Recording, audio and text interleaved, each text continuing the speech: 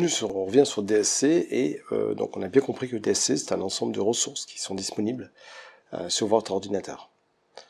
Donc vous vous souvenez que dans le lab qu'on a fait tout à l'heure, on peut faire un find DSC, enfin on peut faire un get DSC ressources.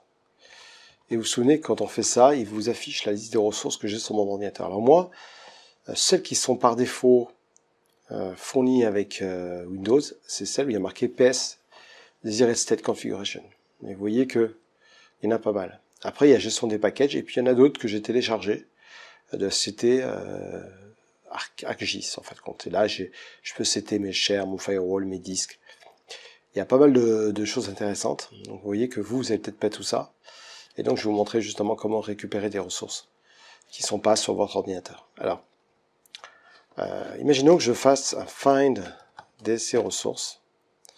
Alors, vous allez en avoir énormément, hein, puisque là, il va sur Internet, et il va vous afficher des ressources qui sont déjà créées par la communauté ou par Microsoft. Il y en a des milliers et des milliers de ressources. Chaque ressource peut avoir un but bien précis. Donc, par exemple, ce serait préconfiguré SharePoint, Exchange, VMware, Citrix, énormément de choses. Donc, si on regarde un petit peu vers le haut, elles sont toutes dans la PowerShell Gallery, c'est-à-dire que c'est un repository qui existe. Donc si on regarde vers le bas, on a par exemple des ressources pour gérer tout ce qui est web. Donc par exemple, imaginons que vous voulez créer un serveur web, installer 2IS et créer un serveur web avec plein de configurations, vous pouvez télécharger en fait compte, vous voyez, ces différents modules. Quand ça commence par un X, c'est expérimental. Alors, c'est pas parce que c'est un X que vous pouvez pas l'utiliser, mais ça veut dire que c'est expérimental. Et quand il y a un petit C, c'est communautaire. Là, networking, c'est pour gérer, pour pouvoir à distance, vous voyez, configurer le firewall, les cartes réseau, NetBIOS, enfin pas mal de choses. Donc ici, networking, il y en a pas mal. Je peux aussi faire du computer management, ici. Également, tout ce qui est Active Directory, donc je vais pouvoir même créer un domaine à distance, mettre un contrôleur de domaine supplémentaire pour un domaine existant, etc. J'ai tout ce qui est storage ici, j'ai tout ce qui est SQL, donc la possibilité de créer des configurer entièrement SQL et même créer une base de données. J'ai SharePoint pour pouvoir préconfigurer SharePoint. J'ai SQL, j'ai DNS Server, enfin j'en ai énormément. Donc, imaginons que je suis intéressé par, on va dire, le Xweb, celui-ci. On va reprendre pour la gestion des sites web, par exemple. Donc là, je vais identifier le nom. Donc par exemple, ici, c'est un module qui s'appelle X, on va plutôt prendre X Activity, je vais prendre Xweb, mais c'est mieux. Et là-dedans, vous avez un certain nombre de modules. Donc si je veux déjà installer celui-ci, ben, je fais un find DSC ressources, je mets X Activity, et là je vais faire install module. Alors la première fois, il vous demande si le repository PS Gallery est safe, mais évidemment vous dites oui, hein, parce que c'est PowerShell, c'est Microsoft. Voilà, et donc là, il vient de me l'installer. Alors comment je peux voir où il s'est installé? Eh bien, vous vous souvenez que si je vais ici dans Microsoft PowerShell, ici je vais dans CD Windows PowerShell, pardon. Voilà, on va y arriver. Voilà, Windows PowerShell. Ici, j'ai module. Et là, si vous remarquez bien, je devrais avoir à un moment donné mon module X Activity. Alors j'ai trouvé qu'il l'a fait très rapidement tout à l'heure.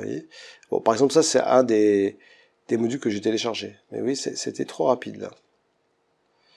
À mon avis, il n'a pas trouvé. Alors on va faire un find DSC ressources. Alors, à mon avis, c'est parce qu'il faut que je mette peut-être un tiret name. Mais on va voir s'il le trouve comme ça. Non, il le trouve pas comme ça. Alors, on va pas mettre name. Normalement, il devrait le trouver. Hein. Module name peut-être.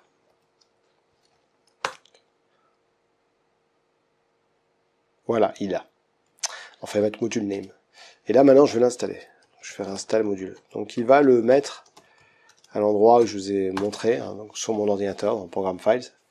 À partir de là, il me demande est-ce que c'est safe. Je vais faire oui, évidemment. Et là, il me récupère ça dans le répertoire Program Files Microsoft PowerShell Module. Donc, c'est-à-dire qu'il me les récupère sur mon ordinateur. Si je fais maintenant CDX Activity, là-dedans, quand je vais dans mon répertoire, j'ai mes DSC ressources. Et là, je vois bien ici qu'il y en a pour mes computers, mon domaine, mes domaines contrôleurs. Alors, ce qui est pas mal, c'est par exemple, si je veux créer un groupe AD, il y a ce qu'on appelle les exemples. Alors, je sais pas si c'était avant. Example, voilà. Ici, vous avez des exemples. Et là, imaginons que vous voulez avoir un exemple sur tout ce qui est AD groupe.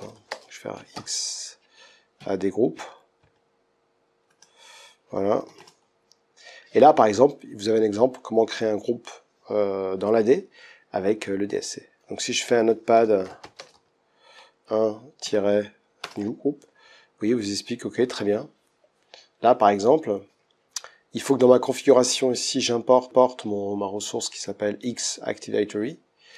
Le node localhost ici, hein, là, ce serait plutôt évidemment le nom de mon contrôleur de domaine. Donc par exemple, je sais pas, imaginons que j'ai mon contrôleur de domaine qui s'appelle AD1 ici.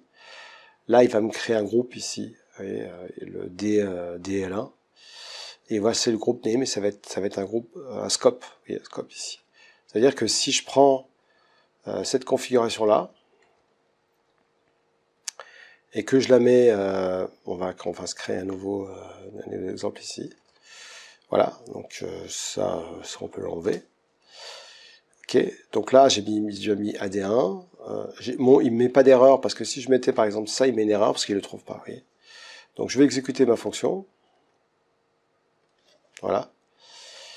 Ensuite, on va se mettre là, ce qui va créer un répertoire qui va s'appeler example. Donc là on va l'appeler example. Donc on l'appelle, on fait F8. Là, ça vient de créer un répertoire qui s'appelle exemple. Ok, si maintenant je veux le pousser sur mon contrôleur domaine, je fais un start DSC configuration. Je mets juste pass, et puis je vais mettre c2.demo DSC, puis on avait dit exemple.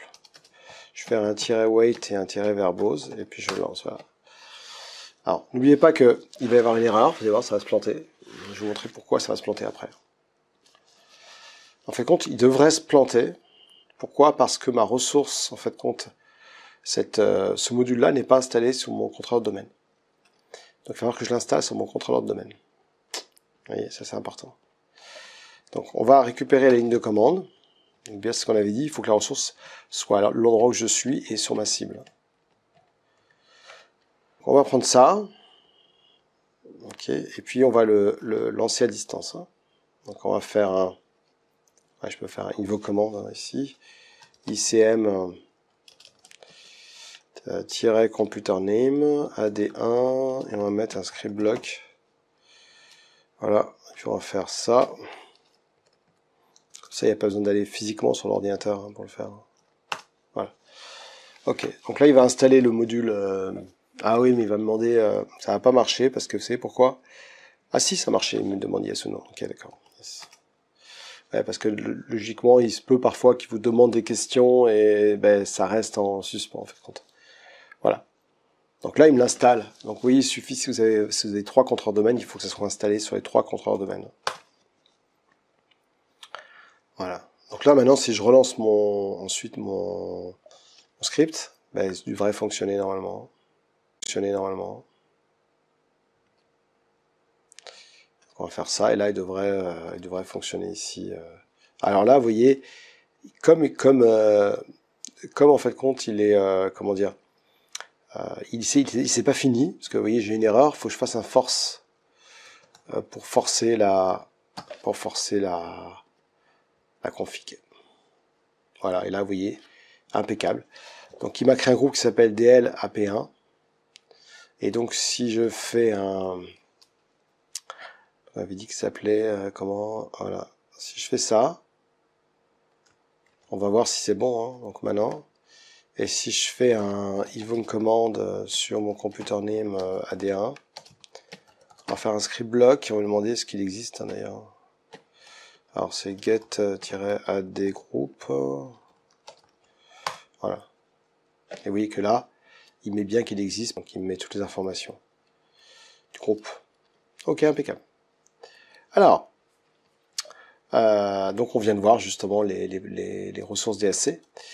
Ici, je vais juste vous parler du mode push, qui est important, puisque le moyen le plus simple d'envoyer des MOF à la cible, c'est utiliser le mode push. Donc le SCM de chaque ordinateur est configuré pour utiliser le modèle push par défaut. Lorsque vous exécutez une configuration, Windows PowerShell, il crée un dossier qui porte le même nom que la config qu'on vient de voir. Et la commande start DSC configuration va utiliser la gestion à distance WinRM pour contacter chaque ordinateur. Il copie le fichier MOF dans le module LCM de l'ordinateur distant et demande à ce dernier de commencer à examiner le fichier MOF, évidemment, et puis d'appliquer. Si WinRM n'est pas disponible, la commande va échouer. Je voulais parler du mode pool un petit peu, on ne va pas le mettre en place dans ce lab, mais en tout cas c'est une gestion centralisée, c'est-à-dire ce sont les ordinateurs qui vont venir récupérer leur config. Donc pour implémenter le modèle d'extraction, utilisez un serveur web ou un share. Pour ça, je vous conseille d'utiliser, pour vous aider à créer un serveur en mode pool, donc c'est un serveur dédié dans lequel vous installez DSC en fait compte. Vous pouvez utiliser deux ressources, X Web Services, qui fait partie du module DSC XPS Desired State Configuration. Et pour implémenter un serveur d'extraction SMB, vous utilisez la ressource XMB Share si vous voulez utiliser plutôt un share. Alors, lorsque vous configurez un serveur d'extraction web ou SMB, il faut spécifier un chemin d'accès dans lequel vous allez mettre vos fichiers MOF. Je parle bien en mode pool. Vous devez également avoir un chemin où vous allez stocker les fichiers zip des modules, des ressources. Ça veut dire qu'il va falloir aussi, évidemment, mettre les modules DSC, les ressources DSC dans ce répertoire-là. Donc, lors d'utilisation de PowerShell 4, les fichiers MOF de configuration sur un serveur d'extraction ne peuvent pas utiliser le nom d'un nœud et géré en tant que nom de fichier. C'est logique. Donc, au lieu de cela, le nom du fichier consiste en un identificateur global unique, le GUID. Et généralement, vous créez un fichier MOF qui utilise un nom d'ordinateur en tant que nom de fichier. Donc, chaque fichier stocké sur un serveur web d'extraction de fichiers, y compris les fichiers MOF, et il doit y avoir également les fichiers zip des modules DSC. Il doit être accompagné d'un ce qu'on appelle un fichier de somme de contrôle. À quoi ça sert? Eh bien, c'est surtout, ça permet d'identifier si vous apportez des modifs au fichier MOF. C'est comme ça qu'il peut voir s'il y a une modification ou pas. Tiens, installer un nouveau composant, par exemple. Et pour le faire, vous le faites avec le new DSC checksum. Alors, LCM, très important. Donc ça, on va voir dans une autre vidéo. On va pas commencer à tout mélanger. Donc, je vous retrouve juste après sur un composant très important. C'est comment configurer justement DSC sur vos ordinateurs cibles. Ciao, ciao tout le monde. À tout de suite.